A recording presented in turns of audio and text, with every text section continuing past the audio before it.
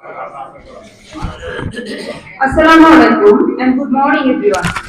I am Dr. Sandy Dakhtar, IMO, Department of ICO. Today we will be hosting our scheduled clinical meeting. At first, we would like to thank our respected teacher, my dear colleagues, beloved intern doctors for their presence. Today's topic is dengue with brain and heart. Our speaker, Dr. Liponkanti Bhomik sir, Assistant Professor, Department of ICU. Now, I would like to request our Honorable Chairperson, Professor Dr. Aminul Islam sir, Department of Medicine. Sir, please come to dais, conduct the rest of session. Thank you. Assalamu alaikum. Today we are going to discuss about a very important topic on dengue, which is one of the very complex and a very devastating disease with high mortality and morbidity.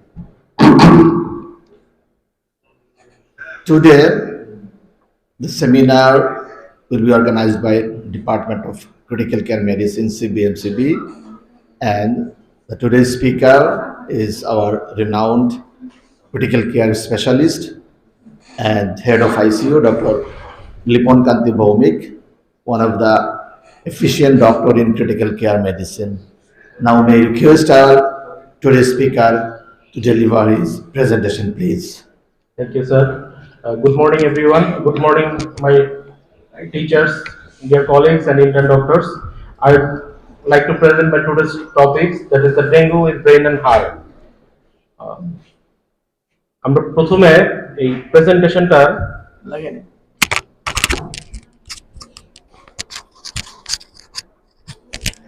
আমরা এই প্রেজেন্টেশনটাকে প্রথমে দুটো ভাগে ভাগ করি। একটা হচ্ছে যে একটা শর্ট হিস্ট্রি, আর তারপরে হচ্ছে এই ডেঙ্গুর যে ব্রেইন এন্ড হার্টের যে কমপ্লিকেশন এবং তার যে প্রেজেন্টেশন, অ্যাটিপিক্যাল এন্ড টিপিক্যাল যে প্রেজেন্টেশন, সেই প্রেজেন্টেশনগুলো। এইখানে যে কেসগুলো আছে, একটা কেস সিবিএমসিবির আর বাকি দুইটা কেস দুই হসপিটালের, এবং এই সবগুলো পেশেন্টই ঢাকা থেকে ময়মনসিংহে আসছে এবং পরে চিকিৎসার জন্য এখানে ভর্তি হয়। অর্থাৎ সব পেশেন্ট রিসিভ করা হয়েছে যেগুলো, সবগুলাই ঢাকা থেকে আসা patient. Case 1, 50-year-old male hotel manager, no past medical history, no neurological and psychiatric history, no long-term medication or drug use, non-smoker, and teetotaler. Teetotaler means the patient who never ever drink a single drop of alcohol. And risk factor, no travel in past 2 years and no contact with sick people or animal. History, present with 4-day history of fever with chill and rigor, generalized muscle and joint pain, loss of appetite, gum bleeding, mild cough. On examination, patient is febrile, the temperature is 39.6 degrees Celsius, blood pressure 118/75 millimeter mercury, there is no postural drop, heart rate 100 beats per minute, generalized erythematous rash over the trunk and limbs, fatigue over the lower limb. The heart sound is first and second heart sound is normal and no murmur. On auscultation, lungs is clear and there is no added sound. A soft and non-tender abdomen, there is no abdominal masses, no gross neurological deficits. The blood results on admission. This is the picture of admission. On admission, patient platelet count 40,000 and hematocrit is 50.5, hemoglobin 15. That means on admission, patient having the feature of plasma leakage. যখন পেশেন্টের haemoglobin 15 আছে এবং haematocrit 50.5, that is not normal. More than 3 times of hemoglobin hematocrit indicate there is plasma leakage. And ALT level is 161 and AST level is 503. All the liver function test is raised.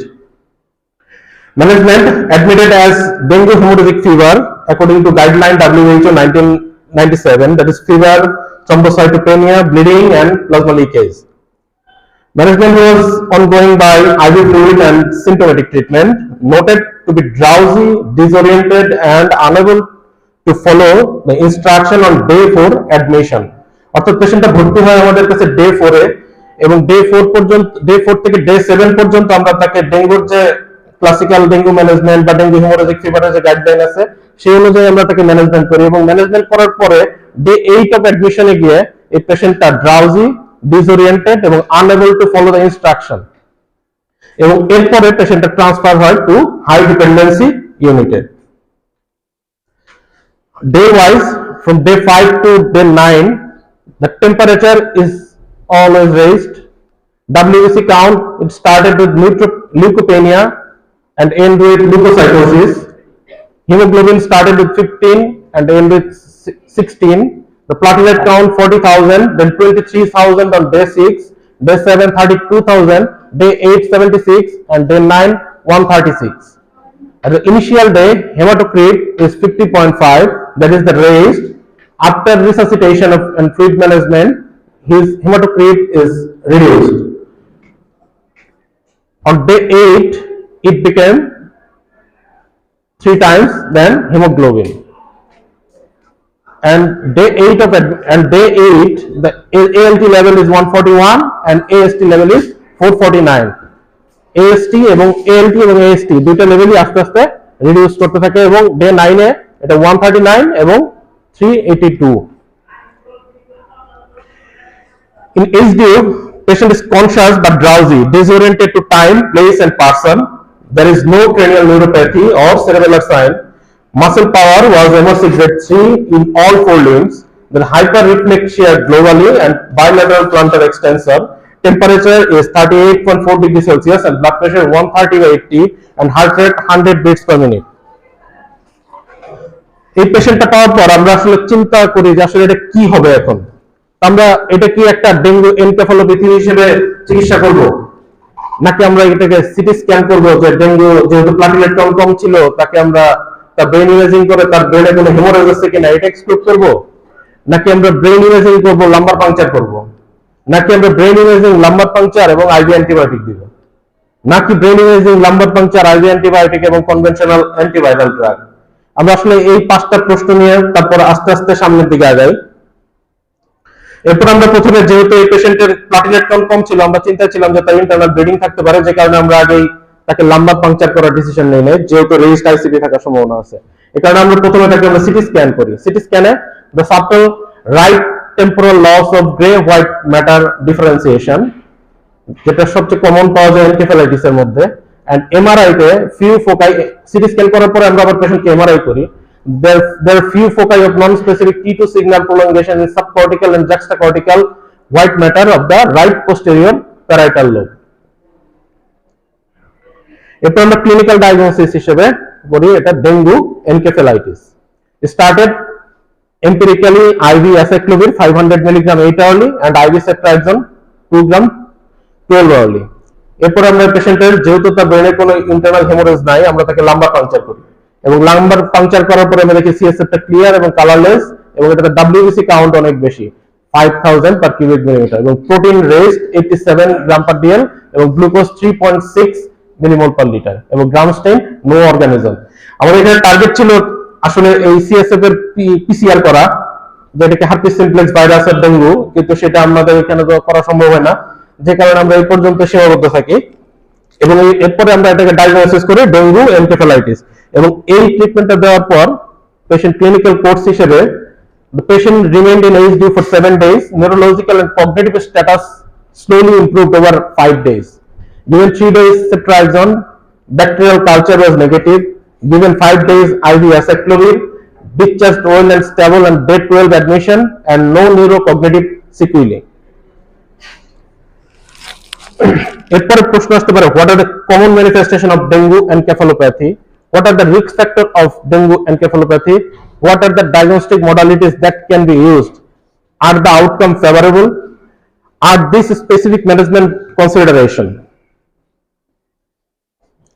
Case number 2, the 20 years old male student, no past medical history of note, no neurological and psychiatric history, no long-term medication, no travel history, and no sick contact. Present with a 5-day history of fever, nausea and vomiting, generalized skin rash, mild non-productive cough seen at outpatient clinic as platelet 65,000. Physical examination, patient is febrile, 38.5 degrees Celsius, blood pressure 132 by 70 millimeter mercury and no postural drop, heart rate 110 beats per minute, generalized flush, no petechiae seen, heart sound normal and no murmur, lungs is clear on auscultation and there is no added sound, the soft and non-tender abdomen, no muscles are palpable on abdomen and no gross neurological deficit. The blood result on admission day 4, the patient having WBC count is 2000, that is leukopenia and hemoglobin 14.3, platelet count 42,000 and hematocrit is 48, creatinine 7.4 and ALT 338, AST 392 and dengue NS1 positive. Management: admitted as a dengue fever, IV fluid and symptomatic treatment, due for discharge for day 3 admission on day 8 of illness. On day 8 of illness, the patient to be confused with abnormal posturing and movement. On examination, patient is afebrile. আগের পেশেন্টটা ছিল febrile, কিন্তু এই পেশেন্টটা হচ্ছে অ্যাফিব্রাইল। আমরা যখন day 8 এই পেশেন্টটাকে দেখি, এবং behaviour anxious and restless, slow mentation, fine resting tremor of all 4 limbs, muscle powerful. আগেরটার মাসল পাওয়ার ছিল 3/5 আর এই পেশেন্টের মাসল পাওয়ার ছিল ফুল। ওই পেশেন্টের কোনো রেস্টিং ট্রেমর ছিল না, এই পেশেন্টের রেস্টিং ট্রেমর আছে। এই পেশেন্টটা কম্পারেটিভলি ইয়াং এবং ambulating with toes in clot position, calcium magnesium phosphate level is normal, thyroid function is normal. What would be our plan management?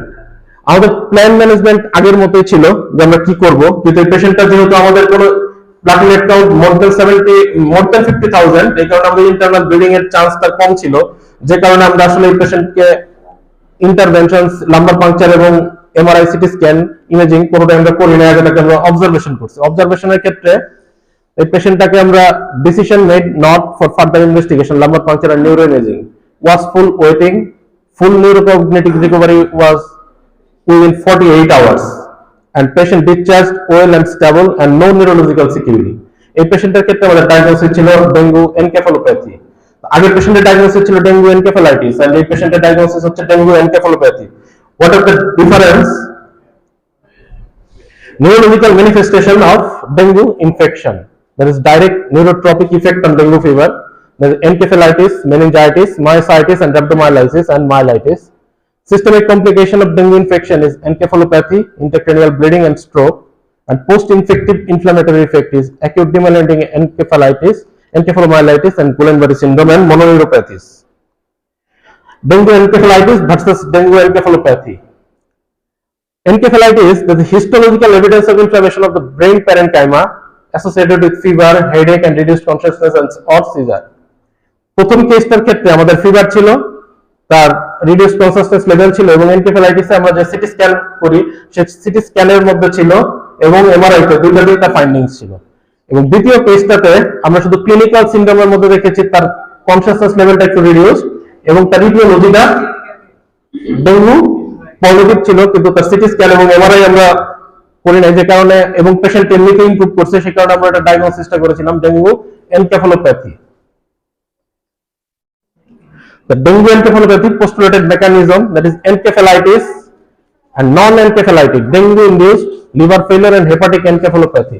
অর্থাৎ ডেঙ্গু যদি নিজেই ব্রেন প্যারেনকাইমাকে ইনফ্লেম করে সেটা ডেঙ্গু এনকেফালাইটিস, এবং ডেঙ্গুর কারণে যদি অন্য অর্গান ইনভলভমেন্টের কারণে যদি কোনো পেশেন্টের এরকম কনসাসনেস লেভেলটা রিডিউস হয় সেক্ষেত্রে আমরা তাকে বলি dengue non encephalitic dengue induced encephalopathy, that is liver failure and hepatic encephalopathy.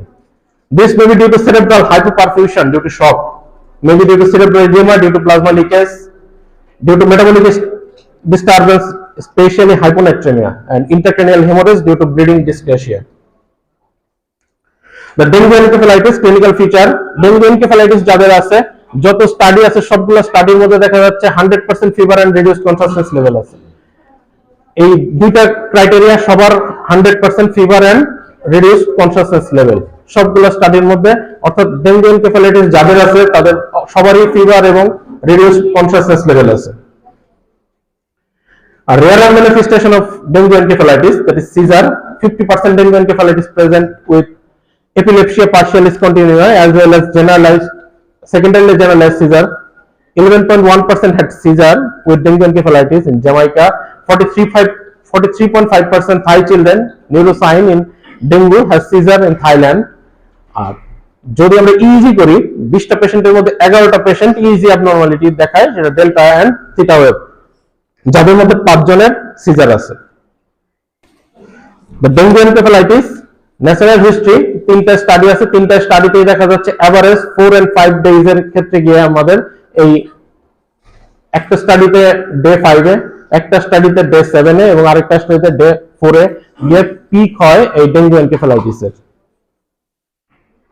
The dengue encephalitis natural history, এখানে অনেকগুলো স্টাডি আছে, এর মধ্যে সবচেয়ে যেটা আছে যে ইন্ডিয়াতে যেটা আছে সেটা কমপ্লিটলি রিকভারি হয় ইন রিমেইনিং 6টা পেশেন্টের, 3টা পেশেন্ট মারা যায় এবং 3টা patient not fully recovered after 1 month. এখানে হচ্ছে dengue infection, dengue encephalitis and encephalopathy আর ভাইরাল এনকেফালাইটিস। যদি ডেঙ্গু ইনফেকশন থাকে তাহলে সেটা অবশ্যই এভিডেন্স হতে হবে by serum or CSF evidence of dengue infection. অর্থাৎ যদি আমি তাকে ডেঙ্গু ইনফেকশন বলতে চাই, অবশ্যই তার ব্লাড এবং সিএসএফ দুইটাতে যে কোনো একটাতে আমাকে ডেঙ্গু ইনফেকশন থাকতে হবে, হয় NS1 পজিটিভ অথবা PCR পজিটিভ অথবা অন্য কোনো কিছু। আর যদি আমরা এনকেফালোপ্যাথি বলতে চাই, সেটা ভাইরাল হতে পারে বা ডেঙ্গু ছাড়া অন্য কারণে হতে পারে, সেক্ষেত্রে রিডিউসড কনসাসনেস লেভেল। আর যদি আমরা ডেঙ্গু এনকেফালাইটিস, ডেঙ্গু ইনফেকশন যেটা কম্বাইন্ডলি বলতে চাই, তাহলে fever, headache, reduced consciousness level which is not explained by liver failure, shock, dyselectrolytemia, intracranial bleeding with or without neuroimaging and CSF study. The CSF findings of dengue encephalitis: normal more than 50% cases, and viral encephalitic picture positive, pleocytosis 30 to 40 cells and high protein and low normal glucose. Dengue virus isolation in CSF, DEN2 and DEN4 can be separated, isolated in CSF, and dengue IgM IgG in CSF in 70% patient with proven dengue infection with neurological manifestation. MRI finding of dengue encephalitis, encephalopathy tend to, যদি আমাদের encephalopathy থাকে তাহলে সেই finding এর মধ্যে ব্রেনটাকে শুধু diffuse brain swelling and cerebral oedema. আর যদি এনকেফালাইটিস থাকে তাহলে সেই ক্ষেত্রে the hyperintensity in globus pallidus and encephalitic like changes and which is hippocampal, temporal lobe, pons, spinal cord lesion on MRI. There is the MRI, the T2 flare weighted image lesion in first one is thalamus, second is pons and cerebellum. এই cerebellum মধ্যে associated hemorrhage আছে। The dengue meningitis, it is less common than dengue encephalitis, especially true in dengue endemic region. Our case series in Kolkata, both had দুইটা patient পাওয়া গেছে যেটা only fever, headache and meningism. Both had normal city brain, both had CSF pleocytosis, normal glucose, high protein, and both had complete recovery. The dengue infection and cerebrovascular accident, that is intracranial hemorrhage, the bleeding tendency due to vasculopathy, thrombocytopenia and platelet dysfunction. The ischemic stroke due to dengue associated coagulopathy and vasculopathy, the increased vascular thrombosis and elevated plasminogen activated type 1 level. আমরা যখন dengue পেশেন্টকে follow up করি তখন আমরা APTT করি, যে পেশেন্টের APTT বেশি থাকে সেই পেশেন্টের ইসকেমিক স্ট্রোক ডেভেলপ করার চান্স অনেক বেশি। অর্থাৎ ডেঙ্গু পেশেন্টকে যখন আমরা ফলো আপ করি যে তার ব্লিডিং টাইম কত, ক্লটিং টাইম কত, প্রথম দিন টাইম এবং লিভার ফাংশন করার সময় যখন আমরা শুধু প্রথম দিন টাইম করি, সাথে সাথে আমাদের এপিটিটিও করা উচিত যাতে আমরা তার ইসকেমিক স্ট্রোক আছে কিনা সেটার ইনসিডেন্সটা কেমন হতে পারে সেটা আমরা খেয়াল করতে পারি। The intracranial hemorrhage due to dengue infection, yes, there is a hemorrhage. The intracranial hemorrhage due to dengue infection, that is subdural hematoma, like head injury patient, midline shifting, the subdural hematoma. This MRI of acute demyelinating encephalomyelitis, এটা হচ্ছে edema with intracerebral hemorrhage. Intracranial hemorrhage in dengue outcome, এটা আসলে নির্ভর করে কোন সাইটটা affected হচ্ছে। এটা যদি মাল্টিপল হেমোরেজিক ফোকাই হয়, অ্যাকিউট সাবডুরাল হেমাটোমা এবং সাবআরাকনয়েড হেমোরেজ হয়, বেসাল গ্যাংলিয়া, সেরেবেলার পন্টাইন এবং পিটুইটারি অ্যাডিনোমা হয়, তাহলে সেই ক্ষেত্রে এটার মর্টালিটি 40%। আর dengue associated acute demyelinating encephalomyelitis, এটা হচ্ছে একটা post infectious autoimmunomediated inflammation of brain and spinal cord, যেটা ফিভার, হেডেক, উইকনেস এবং কনভালেসেন্ট স্টেজ অফ ডেঙ্গুতে পাওয়া যায়। Dengue associated GBS and mononeuropathy, আমরা জানি যে কোনো ভাইরাল ইনফেকশনের পরেই জিবিএস হয়, একইভাবে ডেঙ্গু ইনফেকশনের যে কোনো ইনফেকশনের পরে জিবিএস হওয়ার চান্স থাকে, তাই একইভাবে dengue virus infection preceding GBS reported in case report and case series, acute onset of limb weakness, areflexia a week after symptom of onset. Treatment same as other GBS. Dengue related in acute transverse myelitis, muscle and ocular. Acute transverse myelitis which occurs within 1 to 2 weeks later, and muscle involvement, very transient myalgia, rhabdomyolysis, quadriparesis of respiratory muscle which need mechanical ventilation, and ocular manifestation, maculopathy, retinal edema, retinal hemorrhage, optic neuropathy and vitreitis. Dengue virus neurotropism evidence, আমরা এই রিপোর্টগুলো হচ্ছে আমরা কিভাবে isolate করব যে ডেঙ্গুটা CNS এর মধ্যে আছে, এটা আমরা করতে পারি ডেঙ্গু পিসিআর করে। যদি আমরা সিএসএফ এর পিসিআর রিপোর্ট পজিটিভ পাই, 13 পেশেন্টের মধ্যে 7টা লাম্বা পাংচার করে এই স্টাডিতে পাওয়া গেছে। একইভাবে ডেন 2 এন্ড ডেন 3 প্রোটিন পাওয়া গেছে সিএসএফ এ এই স্টাডির ক্ষেত্রে।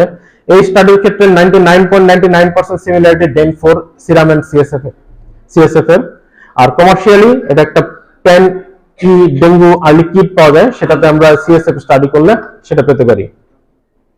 তো dengue and brain infection management, আমরা যদি ডেঙ্গু এনকেফালোপ্যাথি চিন্তা করি, তাহলে যদি কোনো অন্য অর্গানের কারণে আমাদের বা অন্য কারণে এই পেশেন্ট এনকেফালোপ্যাথি ডেভেলপ করে, সেটা সাপোর্টিভ ম্যানেজমেন্ট করতে হবে, প্লাস ডেঙ্গুর যে কনভেনশনাল ম্যানেজমেন্ট আছে সেটা করতে হবে। Supportive management including precise management of intravenous fluid and correct underlying abnormalities like liver failure, shock, electrolyte derangement and intracranial bleeding. আর যদি ডেঙ্গু এনকেফালাইটিস হয়, তাহলে managing the sequelae of direct brain parenchyma involvement, that is securing airway, ensuring adequate nutrition and hydration, and seizure, the non-hepatotoxic anti-epileptic drug. সাথে কিছু adjuvant therapy দিতে হয়, যেমন corticosteroid. The effectiveness of corticosteroid in neurological complication of dengue remain to be proven. However, IV methylpenicillin have been recommended in dengue myelitis and ADEM. Immunoglobulin may be used in Guillain-Barré syndrome, and there is no evidence of plasmapheresis role in dengue infection. Dengue encephalitis, আমরা যদি steroid দিতে চাই, এক্ষেত্রে আমরা দুইটা steroid দিতে পারি, একটা ডেক্সামিথাসোন and methylpenicillin. Dexamethasone 0.1 mg per kg 6 hourly for 3 to 5 days, and methylprednisolone 1 gram daily for 3 to 5 days. There's another case vignette. A 25-year-old male, history of 7-day fever, history of malaise and bleeding gums. He did not have any systemic disease, did not have a family history of cardiovascular disease. His body weight was 52 kg and multiple petechiae were found on bilateral leg. Patient also experienced of chest pain and shortness of breath 48 hours. Upon arrival, এই পেশেন্টটা প্রথমে Mymensingh medical কলেজে ছিল, তারপরে এটা আমাদের কাছে আসে। যখন আসে পেশেন্ট তখন 1:30 বাজে রাতের বেলা। তখন টেম্পারেচার ছিল পেশেন্টের 103.6 degree, pulse rate 119, respiratory rate 42, 42, blood pressure 70/50, urine output not measured, কারণ পেশেন্টের কোনো ক্যাথেটার করা ছিল না। আমরা আসার পরে পেশেন্টের ক্যাথেটার করি। Auscultation reveal coarse rales throughout his chest, এবং আগের একটা চেস্ট এক্সরে করা ছিল, সেটাতে পালমোনারি ইডেমা ছিল। এবং তার যে হাসপাতালের বাইরের যে রিপোর্টগুলো ছিল, সেটাতে টোটাল কাউন্ট ছিল 10.7 with 61% polymorphonuclear cell, hemoglobin 14.5, hematocrit 42.4 and platelet count 1,10,000 and NS1 positive. এখন এই পেশেন্টটাকে আসার পর আমরা চিন্তা করতেছিলাম এটা কি পেশেন্ট কি ডেঙ্গু মায়োকার্ডাইটিস। তখন আমরা ইকোকার্ডিওগ্রাম করার কোনো সুযোগ নাই, করোনারি অ্যাঞ্জিওগ্রাম করার সুযোগ নাই, কার্ডিয়াক এমআরআই করার সুযোগ নাই। আমরা করতে পারি কি, ডেঙ্গুর যখন আমরা একটা পেশেন্ট ফ্লুইড ওভারলোড বা হার্ট ফেলিওর সাইন থাকে, তখন আমরা ফ্লুইড রিসাসিটেশনের জন্য কলয়েড ব্যবহার করি। তখন আমরা কলয়েড এবং আইভি ফুসেমাইড এই জিনিসটা দেওয়ার প্ল্যান করলাম। এবং এই পেশেন্ট আসার পরে আমরা তাকে নন ইনভেসিভ ভেন্টিলেশনে দেই সরাসরি, এবং আমরা 20% অ্যালবুমিনটা তাকে ইনফিউশন করতে থাকি এবং ফুসেমাইড দিতে থাকি বাই সিরিঞ্জ পাম্প, এবং আমরা মেরোপেনাম স্টার্ট করি উইথ ব্লাড কালচার সেন্ড করি এবং এর মাঝখানে আমরা আরো অন্যান্য ইনভেস্টিগেশনটা তাকে সেন্ড করি, এবং এই রিসাসিটেশন করার 1.5 ঘন্টার মধ্যে patient has got cardiac arrest. এবং এই কার্ডিয়াক অ্যারেস্ট আমরা এএলএস প্রোটোকল দিয়ে ম্যানেজ করার চেষ্টা করি, কিন্তু পেশেন্টটা আর sign of life came back করে না এবং পেশেন্টকে ডিক্লেয়ার করা হয় ডেথ উইথ অল প্রোটোকল। পেশেন্টটা মারা যাওয়ার পরে তার যে ল্যাবরেটরি ডাটা, সেটাতে total count 16.8, haemoglobin 11, haematocrit 32.3, platelet count 80,000, APTT 37.6, albumin 22 gram per dl, cardiac specific troponin I 7.23 nanogram per ML, normal value less than 0.4 nanogram per ml, ECG ST segment depression more than 1 millimeter in precordial lead V3 to V6, and chest radiograph suggestive of pulmonary edema. তাহলে এই patient আসলে আমাদের কি patient ছিল? একটা patient আমরা cardiac involvement যদি ডেঙ্গুর ক্ষেত্রে চিন্তা করি, এই ডেঙ্গুর চিন্তা করলে আমরা 1 নম্বর মায়োকার্ডাইটিস, পেরিকার্ডাইটিস, ট্যাকিয়ারিথমিয়া এন্ড ব্র্যাডিওয়ারিথমিয়া।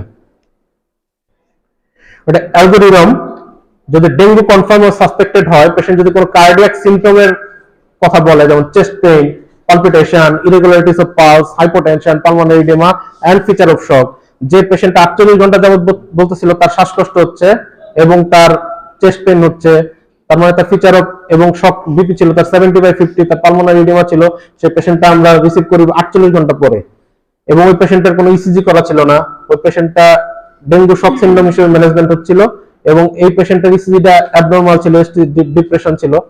যদি নরমাল থাকে তাহলে আমরা ক্লিনিক্যালি ফলো আপ করতে পারতাম, কিন্তু যেহেতু পেশেন্টের ইসিজিটা অ্যাবনরমাল ছিল, তাহলে এটা কার্ডিয়াক বায়োমার্কার এবং একটা মানে একটা ইকো করা দরকার ছিল, এবং যদি আমাদের এই কার্ডিয়াক বায়োমার্কার পজিটিভ হয় তখন কার্ডিয়াক এমআরআই, এবং অ্যাবনরমাল হলে ডেঙ্গু কার্ডিয়াক ইনভলভমেন্ট কনফার্ম। যদি আমাদের ইকো এবং কার্ডিয়াক বায়োমার্কার দুইটা প্যারামিটারই আমাদের অ্যাবনরমাল হয়, তাহলে এটা কার্ডিয়াক ইনভলভমেন্ট কনফার্ম।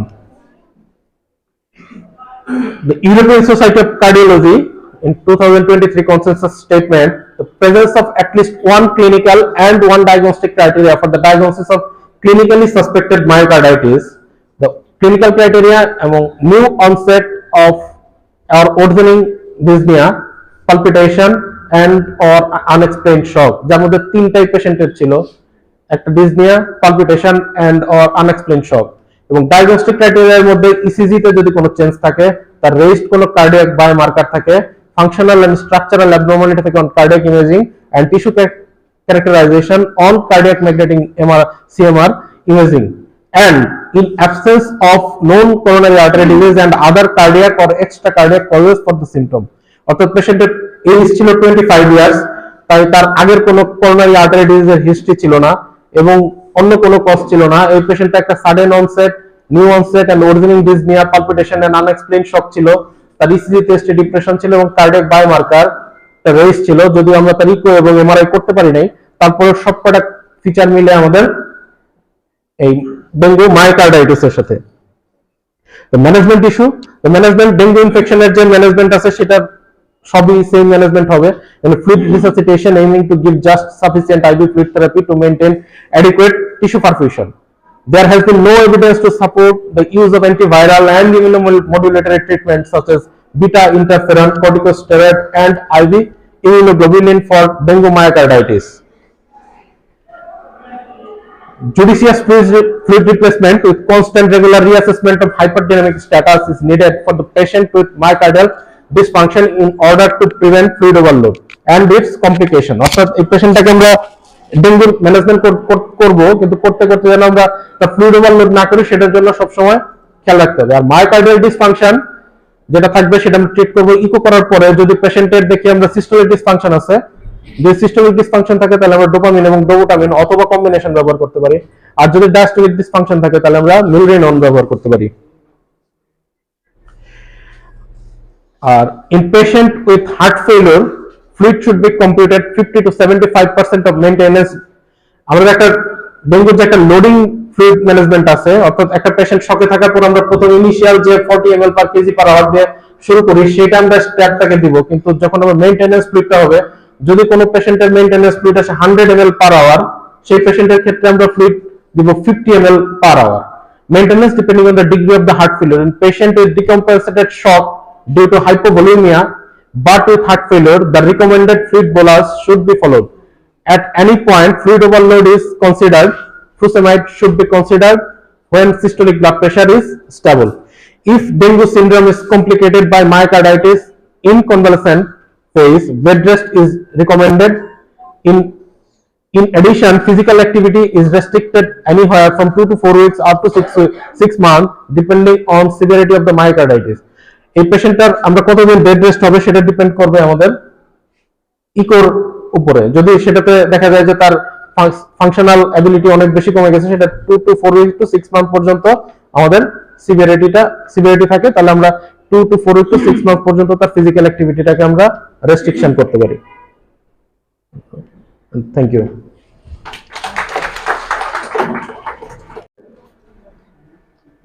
নাও একটা কথা আমি বলি, এই সময়ে যারা ডাক্তার হচ্ছ তাদের কিন্তু একটা কথা মনে রাখতে হবে, hypertension, diabetes mellitus, stroke, dengue এই ধরনের ডিজিজগুলা সম্পর্কে যদি ভালো কোনো জ্ঞান না থাকে তাদের পক্ষে ডাক্তারি করা সম্ভব না। Because 1 in 4 adult people in Bangladesh is hypertensive. More than 1 crore people is diabetic. And আরো 1 crore আছে IGT, impaired glucose tolerance. Almost 2 crore people are in threat of diabetes mellitus. Dengue is day by day is increasing its pop. Dengue is a very complex disease, very complicated, very unpredictable disease. So you have to know dengue, and a lot of issues are here, fluid management, other many issues. So dengue সবাইকে জানতে হবে, এই জায়গায় পরিশ্রম করতে হবেই হবে তোমাদের। যদি আজকে ডেঙ্গুর একটা সামান্য একটু অংশ আমাদেরকে ফোকাস করেছে, বাট অনেক কিছু এখানে চলে আসছে, এই ইস্যুসগুলো আমাদের মাথায় রাখতেই হবে। Now the session for question and answer session. So questions from the back from our beloved interview doctors. Please come forward with your questions.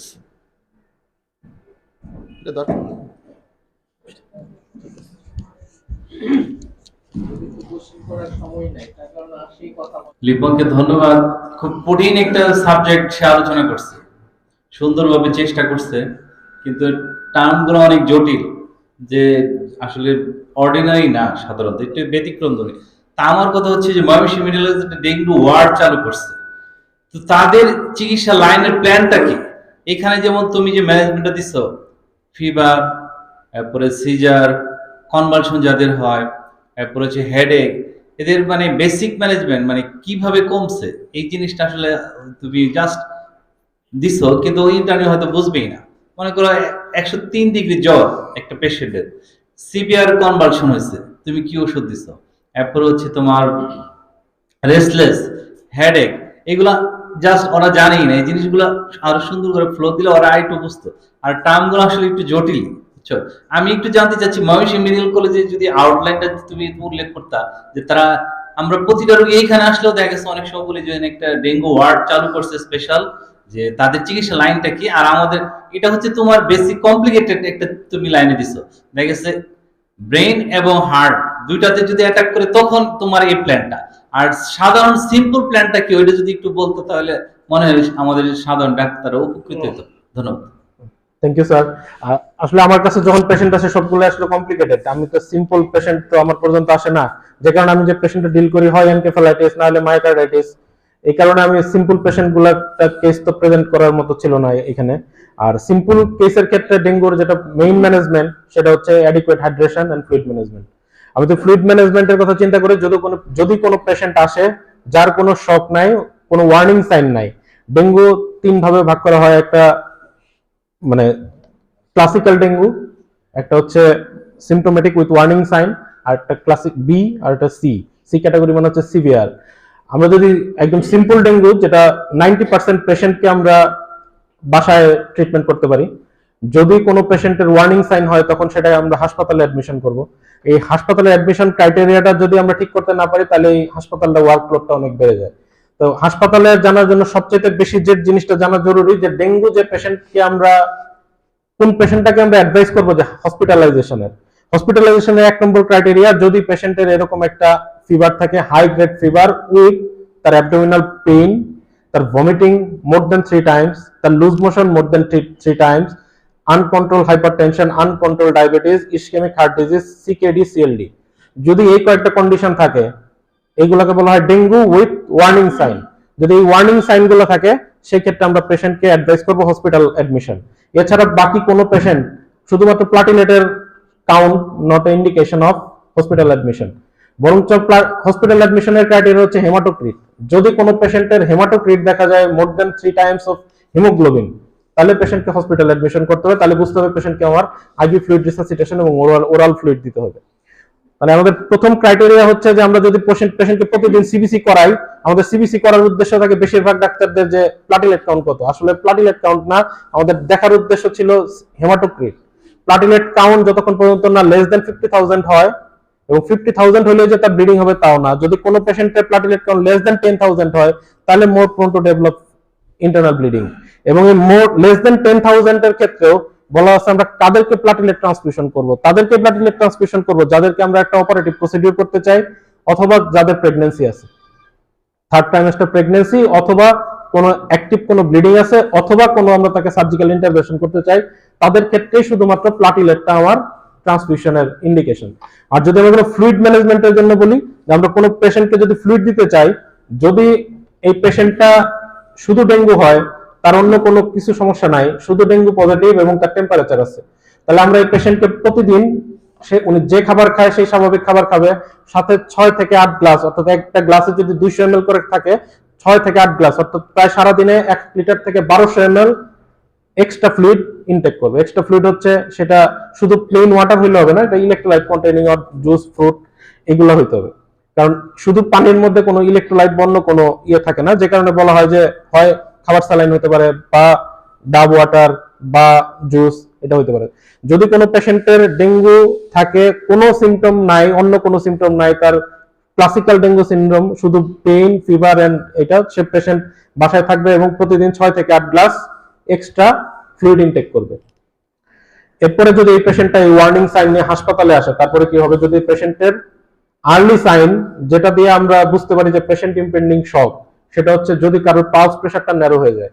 যদি কারোর কনভেনশনালি ব্লাড প্রেশার থাকে 140/80 বা 130/80, সেই পেশেন্ট যদি পালস প্রেশারটা হঠাৎ করে লেস দেন 20 হয়ে যায়, তাহলে আমরা ধরে নেব যে এই পেশেন্টটা ইমপেন্ডিং শক। অর্থাৎ ওই সময় যদি আমরা তার শকটা ম্যানেজ করতে পারি, তাহলে এই পেশেন্টটা পরবর্তী ফার্দার ডিটোরিয়েট করবে না। এবং ওই সময় শকটা ম্যানেজমেন্ট করার উপায় হচ্ছে আমরা যদি তাকে সারাদিনে এরকম 1 লিটার থেকে 1.5 লিটার পর্যন্ত আইভি ফ্লুইড দেই, তাহলে এই পেশেন্টটা আমাদের ওই স্টেজেই সেভ হয়ে যাবে। কিন্তু আমাদের সমস্যাটা হচ্ছে আমরা ওই স্টেজ পর্যন্ত সেভ করতে পারি না, এরপরে পেশেন্টটা চলে যায় আরো শকে।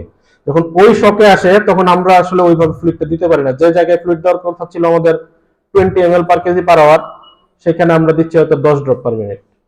যেখানে ফ্লুইড দেওয়ার কথা ছিল 40 ml per kg per hour, আমরা হয়তো দিচ্ছি, যে পেশেন্টের ব্লাড প্রেশার নাই সেটাকে আমরা 30 ড্রপস ফ্লুইড দিচ্ছি, কিন্তু যে পেশেন্টের ব্লাড প্রেশার নাই তাকে ফ্লুইড দিতে হবে একটানা রানিং, এবং একটানা 3 লিটার ফ্লুইড রানিং দেওয়ার পরে তারপরে অন্য ইয়েতে যাইতে হবে। এবং এই পেশেন্টের ফ্লুইড দেওয়ার পরে আমরা যখন, এবং এই ফ্লুইডের ইন্ডিকেশন হচ্ছে সবসময় আইসোটোনিক এন্ড ক্রিস্টালয়েড ফ্লুইড। আমরা সবসময় ক্রিস্টালয়েড ফ্লুইড ব্যবহার করব, নর্মাল স্যালাইন, যদি না পেশেন্টের সিভিয়ার হাইপারনাইট্রেমিয়া না থাকে। এখন আমরা নর্মাল স্যালাইন দিচ্ছি, নর্মাল স্যালাইন দেওয়ার পরে পেশেন্টটা ইমপ্রুভ করতেছে না, আমি এরকম 3 লিটার নর্মাল স্যালাইন দিচ্ছি, পেশেন্টের ইমপ্রুভমেন্ট হচ্ছে না, এরপরে আমরা চলে যাবো তাকে কলয়েড দিতে। কলয়েড হচ্ছে অ্যালবুমিন, হেটাস্টার্স, সেটাও আমরা 20 ml বা 40 ml per kg according to the blood pressure fall down করছে কি পরিমাণ, তার উপর নির্ভর করে আমরা অ্যালবুমিন, হেটাস্টার্স, এটা আমাদের পাওয়া যায়, প্লাজমাসল কিনতে পাওয়া যায়, এগুলো আমরা এই ডোজে 20 ml or 40 ml per kg per hour হিসেবে দিতে পারি। এরপরে যদি পেশেন্ট ইমপ্রুভ করে তাহলে আমরা ডোজ কমাবো, ফ্লুইডের ডোজ কমাবো। এরপরে যদি ডিটোরিয়েট করে এই ফ্লুইডের ডোজ বাড়তে থাকবে। এবং এই পুরো সময়ের মধ্যে যদি পেশেন্ট আমি কখনো ফিল করি যে ওভারহাইড্রেটেড হচ্ছে, সাথে আমরা আইভি ফুসামাইড ব্যবহার করব যখন সিস্টোলিক ব্লাড প্রেশার মোর দেন 80 হবে। আর একটা জিনিস হচ্ছে যে এই পেশেন্টদের ক্ষেত্রে ডেঙ্গুর যে মেইন যে ক্লাসিক্যাল সিনড্রোম আমাদের এই 90% পেশেন্টকে এই কোভিডের মতোই যে সব পেশেন্ট কোভিড হাসপাতালে ভর্তি হয়, তাহলে আমরা ম্যানেজ করতে পারি না। আমাদের ম্যানেজমেন্ট করতে হলে অবশ্যই আগে তাকে করতে হবে যে পেশেন্টটা আমাদের অবশ্যই তাকে এই প্যারামিটার গুলো, তার ওয়ার্নিং সাইন থাকতে হবে। এটাই হচ্ছে মেসেজ, যে পেশেন্ট যাদেরকে আমরা হসপিটালে ভর্তি করব তাদের ক্ষেত্রে ওয়ার্নিং সাইন গুলো থাকবে, dengue with warning sign, plus থাকবে হচ্ছে অথবা যেটা ডেঙ্গু শক সিনড্রোম অথবা ডেঙ্গু হেমোরেজিক ফিভার। শুধুমাত্র dengue NS1 positive, platelet count কমছে, তাহলে সেটা ইন্ডিকেশন অফ হসপিটালাইজেশন না। তাহলে আমরা যাদের ইমার্জেন্সি তাদেরকে আমরা ম্যানেজ করতে ফেল করে যাব। আরেকটা জিনিস, যদি কোনো পেশেন্টের ডেঙ্গু টেস্ট বারবার রিপিটেড, তার ফিভারের ক্রাইটেরিয়া ক্লাসিক্যাল ডেঙ্গুর মতো, কিন্তু NS1 IgM এখনো পজিটিভ আসতেছে না, কিন্তু আমরা যদি তার দেখি যে WBC কাউন্ট কম, তাহলে লিউকোপেনিয়া আছে কোনো পেশেন্টের, এবং তার টনিক ওয়েট টেস্ট যদি পজিটিভ হয়, অর্থাৎ ব্লাড প্রেশারের কাফ লাগালে আমরা সিস্টোলিক এবং ডায়াস্টোলিক দুটোর মাঝখানে যদি রাখি এবং 5 মিনিট রাখার পরে যদি হাত যে আর্মে লাগাবো তার নিচের অংশে যদি 10টা প্যাটেকিয়াল র্যাশ হয় 10 অর মোর, তাহলে সেটা ইন্ডিকেট করে ডেঙ্গু, সেটা টেস্টের রিপোর্টে যেটাই থাকে। ঠিক আছে, অর্থাৎ leukopenia, fever with leukopenia with tourniquet test positive indicate it is dengue. Prevention হচ্ছে যে যখন পেশেন্টটা 7 দিন যাবত ভর্তি ছিল, আমরা যদি তখন তার চেস্ট পেইন এবং ব্রেথলেসনেস আর তার পালপিটেশনটাকে যদি আমরা একটু কনসিডারেশনে নিতাম, যেমন এই পেশেন্টটা যখন আসছে তখন তার ট্রোপোনিনাইও করা ছিল না, তার কোনো ইসিজিও করা ছিল না। তো এই পেশেন্টটা আসার পরে 7 দিন যাবত এমএমসি তে ভর্তি ছিল, 7 দিনের পরে আসছে আমাদের কাছে, আমরা 1.5 ঘন্টা সময় পেয়েছি। যদি এই পেশেন্টটাকে আমরা আগে থেকে ইসিজি করতাম, আগে থেকে আমরা এখানে যেটা হচ্ছিল খুব সম্ভবত এই পেশেন্টের ক্ষেত্রে ডেঙ্গু শক সিনড্রোম হিসেবে খুব সম্ভবত এটা ম্যানেজ হচ্ছিল এবং তাকে আইভি ফ্লুইড দেওয়া হচ্ছিল, কিন্তু সে ইমপ্রুভ করতেছিল না। এটা কিন্তু এই পেশেন্টটা যখন আমরা ট্রোপোনিনাই করছি সেটা 7.2 হয়ে গেছে, তখন আসলে একটা বড় ড্যামেজ হয়ে গেছে এবং পেশেন্ট অলরেডি ইরিভার্সিবল শকে চলে গেছে। তো যদি আমরা এই পেশেন্টটাকে আর্লি ইকো করতে পারতাম, ইকো করে এটা সিস্টোলিক ও ডায়াস্টোলিক ডিসফাংশন, তার ইজেকশন ফ্র্যাকশন কত, সেটা দেখে আমরা যদি তার ব্লাড প্রেশারটা বাড়ানোর জন্য ডোপামিন, ডোবোটামিন এগুলো ইউজ করতে পারতাম, অথবা ডায়াস্টোলিক ডিসফাংশন থাকলে মিলরিনন ইউজ করতে পারতাম, হয়তো বা পেশেন্টটা সেভ করা সম্ভব ছিল। ধন্যবাদ লিপনকে। ধন্যবাদ লিপনকে। আসলে ওই যে জিনিসটা কোয়েশ্চেনটা করতে চেয়েছিলাম সে ওটার উত্তর দিয়ে দিয়েছে যে ডেঙ্গু নেগেটিভ অথচ ক্লাসিক্যাল সবগুলো ফিচারই আছে। যেমন আমার ক্ষেত্রে হয়েছিল এবার WBC কম ছিল বা প্লাটেলেট কাউন্ট কম ছিল এবং ইনিশিয়াল স্টেজে আমার প্রচুর ঘাম হচ্ছে, মানে সোয়েটিং হচ্ছিল। ও তারপর 7 দিন পরে দেখতাম কি বসে আছে হঠাৎ করে ঘেমে যেতাম, মানে ফ্যানের তলে বসে আছে ঘেমে গেছি, তারপর পানি টুনি খাওয়ার পরে আবার 4-5 মিনিটে ঠিক হয়ে যেত। এইটার ব্যাখ্যাটা কি আমার জানা নাই, যদি কেউ আমাকে বলে। যে ধরেন আমার ইনিশিয়ালি প্রথম 7 দিনে দেখা যায় যে আমার প্রচুর সোয়েটিং হয়েছে, ওটা তো আমি পানি ইনটেক করছি, এগুলা ঠিক আছে। যখন রিকভারি ফেজ তখনও দেখতাম যে হয়তো ফ্যানের তলে বসে আছে বা ঘরে বসে আছে, কাজ করছি না, হঠাৎ করে দেখলাম যে লুমকুপগুলা মানে কি সোয়েটিং হচ্ছে আর কি, ভিজে যাচ্ছে। হ্যাঁ, ওটা তো গরমের সিজনেই হয়েছিল। হ্যাঁ, এটার ব্যাখ্যাটা আমি ঠিক পাইনি আর কি। ধন্যবাদ। নিপন ইসিজিটা একটু দেখি। ইসিজি এর একটা ছবি তোলা নাই, ইসিজিটা আচ্ছা, আমি একটা ইনফরমেশন দেওয়ার জন্য জি স্যার। চাইছি। ইসে শুধু এসটি ডিপ্রেশন ছিল মোর দেন 1 মিলিমিটার, ওটা হচ্ছে V3 V4 V2 3 4 চারটা লিড আছে।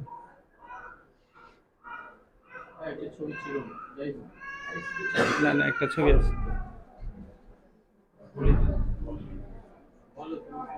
আচ্ছা, এটা ইনফরমেশনটা হলো যে এসটি এলিভেশন থাকে কিন্তু, হ্যাঁ, সবগুলা লিডে এসটি এলিভেশন থাকে না। মায়োকার্ডাইটিসের ক্ষেত্রে, অ্যাকিউট এমআই এর ক্ষেত্রে কিন্তু এরকম থাকবে না, এটা একটা সিকোয়েন্স মেনটেন করবে। যেমন ইনফিরিয়র লিডে থাকলে 2-3 ABF এসটি এলিভেশন থাকবে, অ্যান্টিরিয়র থাকলে 4-5 এ থাকবে, ল্যাটারাল থাকলে 5-6 থাকবে, 1 ABL থাকবে। কিন্তু এই লিপন যে ইসিজিটা দেখাচ্ছে এটাতে কিন্তু সবগুলা লিডে এসটি এলিভেশন আছে। এটার একটা ডিফারেন্স হলো যে যদি সবগুলা লিডে থাকে এটা সাসপেক্ট করতে হবে যে আমার মায়োকার্ডাইটিস সন্দেহ করতে হবে। আর যদি কোনো সিকোয়েন্স না, এটা স্যার হইলে স্যার যদি মায়োকার্ডাইটিসে এসটি এলিভেশনই থাকার কথা, এটা স্যার এটা স্যার মায়োকার্ডাইটিসে ডিপ্রেশন হয় না, এটা ইনজুরি। কিন্তু এটা স্যার ট্যাকিকার্ডিয়া ছিল তো অনেক বেশি, হ্যাঁ হ্যাঁ, এই কারণে একটু পরবর্তীতে depression, করলে হ্যাঁ। হয়তো এটা স্টিম এলিভেশন আসতো। এমনি স্যার মায়োকার্ডাইটিস আর এমআই ইকুয়াল, ডিফারেন্স কিন্তু বোঝার একটা উপায়। এই পেশেন্টটা স্যার আমরা যখন ইসিজি করছি তখন তো স্যার তার হার্ট রেট একটু বেশি ছিল, হ্যাঁ। যে কারণে হয়তো হ্যাঁ, ইনিশিয়াল ওটা ঠিক স্টেজে আছে। হয়তো বা তার এলিভেশন ছিল, না, আমি- কিন্তু আমরা যখন রিসিভ করছি তখন তো তার অবস্থা একদমই শেষ প্রায়। আমি বলতে চাইতেছি যে এমআই এর সাথে মায়োকার্ডাইটিস বোঝার উপায় হলো জুনিয়ররা এভাবে বুঝতে পারে আর কি, যে আমার একটা সিকোয়েন্স মেইনটেইন করবে আর এই সবগুলা লিডে এসটি এলিভেশন থাকবে। Thank you. Thank you. তো আসলে অনেক কিছুই জানার আছে যেগুলি মানে এইগুলো আলোচনা হওয়া দরকার ক্রিটিক্যালের পাশাপাশি। একটা জিনিস যেটা এনকেফালোপ্যাথি এনকেফালাইটিস একটা স্লাইডে দেখলাম, মানে এনকেফালোপ্যাথিটা ক্ষেত্রে যেটা কোনো ধরনের টেস্ট করা হয় নাই, ঠিক না? শুধু NS1 নেগেটিভ ছিল দেখে, positive sir, positive NSL positive ছিল। আর কোনো টেস্ট করা হয় নাই। বাট মাই কোশ্চেন ইজ যে এটা তো ফিভারটা ডেঙ্গু ছাড়াও তো আরো অনেক কিছুতে হতে পারে, তাহলে আইসিইউর মতো একটা জায়গায় থেকে, মানে আমি এটা জানার জন্য আর কি, শুধুমাত্র একটা টেস্ট করলাম পজিটিভ আর কিছুই করলাম না, এটা কি আদার দেন কি মানে ফিভারটা হবে না বা এরকম কিছু কিনা? আমরা তো স্যার অনেক টেস্ট করছি, আমরা এমফাসাইজ করছি ডেঙ্গু রূপ, আমরা তো এই পেশেন্টের সিআরপি করছি, প্রোক্যালসিটনিন সব টেস্ট করছি স্যার, সবই আছে সবই আছে, কিন্তু স্যার আমরা এখানে যেটা প্রেজেন্ট করার জন্য যেটুকু দিছি যে শুধু ডেঙ্গুটাকে এমফাসাইজ করে একটা জ্বরের যে একটা ফিভারের যে একটা বিশেষ যে কারণ আছে, যে আমরা নর্মাল যে ফিভারগুলি এনভায়রনমেন্টাল যে ফিভারের কজগুলি মানে সেগুলিকে মানে আমরা গুরুত্ব দিব কিনা? না অবশ্যই স্যার, অবশ্যই স্যার। আর কি জন্য না ওই যে সবগুলা টেস্টের রিপোর্টই আছে, এটা আইসিটি ফর ম্যালেরিয়াও করা ছিল স্যার, যে এটা সেরিব্রাল ম্যালেরিয়া কিনা এটার জন্য এক্সক্লুড করার জন্য আইসিটি ফর ম্যালেরিয়া করা ছিল। না মানে এটার মধ্যে স্যার সব ইনভেস্টিগেশন এর মধ্যে দেওয়া হয়, কারণ তিনটা কেস তো স্যার পরে এটা ডিসকাশন ছিল, এই জন্য এর মধ্যে স্যার টোটাল হিস্ট্রিটা তো এইভাবে, এটা তো টোটাল টিপিক্যাল হিস্ট্রি প্রেজেন্টেশন হয় নাই sir. So we are at the end of the session. Because of the time, we have already crossed 10:20, so we do not have many questions now. Actually, dengue is such a disease which has a very big spectrum of involvement, from asymptomatic to near to grave. Presentation নিয়ে আমাদের কাছে আসতে পারে। So এইরকম একটা disease সম্পর্কে sufficient knowledge and skill gain করা কিন্তু খুব সহজ না, অনেক কঠিন। লট অফ টার্মিনোলজি আমাদের মনে রাখতে হয়, লট অফ ম্যানেজমেন্ট প্রটোকল আমাদের মনে রাখতে হয়, এক্সামিনেশন প্রটোকল মনে রাখতে হয়, সেন্স করতে হয় কখন রুগীটা ক্রিটিক্যাল স্টেজে চলে যাবে। এত কিছু মনে রাখা এবং দক্ষতা অর্জন করা, এটা রিপিটেড প্র্যাকটিস, রিপিটেড নলেজকে রিশাফল করা, রিক্যাপ করা ছাড়া এটা সম্ভব না। এবং regular involvement of teachings, training এগুলো প্রয়োজন, এবং শব্দগুলো প্র্যাকটিস করা। ফার্স্টে যে জিনিসটা আসে যে ক্যাটাগরাইজ করে ফেলা রোগীটাকে, এটা কোন ক্যাটাগরিতে পড়বে, this patient come to me, কোন ক্যাটাগরিতে পড়বে। ফার্স্ট হবে কেস ডেফিনেশন, কারণ প্রফেসর রূপন যে কথাটা বলল জ্বরের তো অনেক কারণ হতে পারে, কিন্তু আমার কাছে আসলে আমাকে কেস ডেফিনেশনে ফেলে দিতে হবে। This is called pattern recognition. কারণ ট্রেডিশনালি আমরা যেভাবে একটা রোগী ডায়াগনোসিস করি এটাকে বলা হয় traditional method. The new concept is the pattern recognition. This is the fastest way to make a provisional diagnosis, যে কি প্যাটার্নে পড়বে, একটা ফিভারের প্যাটার্ন দেখে চিন্তা করা যে এটা কিসের প্যাটার্ন হতে পারে। সো এই প্যাটার্ন রেকগনিশন করে আমাদের কেস ডেফিনেশনে ফেলে দিতে হবে। এটাকে ম্যালেরিয়ার কেস ডেফিনেশন, এটাকে ডেঙ্গুর কেস ডেফিনেশন, এটাকে টাইফয়েডের কেস ডেফিনেশন, এটাকে নিউমোনিয়ার কেস ডেফিনেশন, এটাকে ব্রঙ্কিওলাইটিসের কেস ডেফিনেশন, আমাকে এই কেস ডেফিনেশনে ফেলতে হবে। So case definition is such a thing যেটা দিয়ে আমি প্রবাবল ডায়াগনোসিস রিচ করতে পারবো without any investigations. And then with investigation I may confirm the diagnosis. So it's simple investigations. সারা পৃথিবীতে গাইডলাইন গুলো কিন্তু এখন এইভাবেই করার চিন্তা করা হয়, কমপ্লিকেটেড ইনভেস্টিগেশন গুলো বাদ দিয়ে। যেমন নিউমোনিয়ার ক্ষেত্রে সিভিয়ারিটি অ্যাসেসমেন্টে কার্ভ 65 করা হয়েছিল, কিন্তু কার্ভের মধ্যে এখন সিআরবি করা হয়েছে, ইউ বাদ দিয়ে দিয়েছে, বিকজ ইউর জন্য একটা ল্যাব ইনভেস্টিগেশন দরকার, এখানে 6-4 আওয়ার্স টাইম নিডেড, বাদ সিআরবি 65 হয়ে গেছে।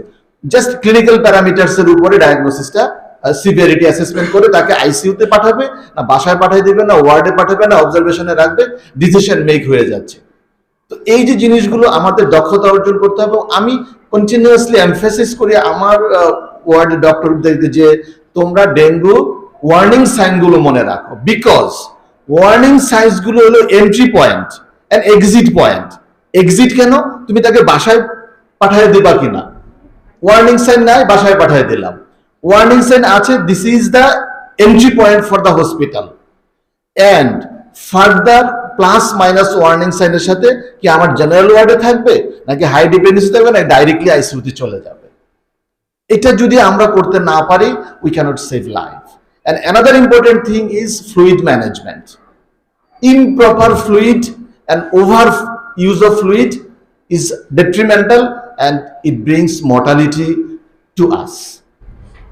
So this is the thing.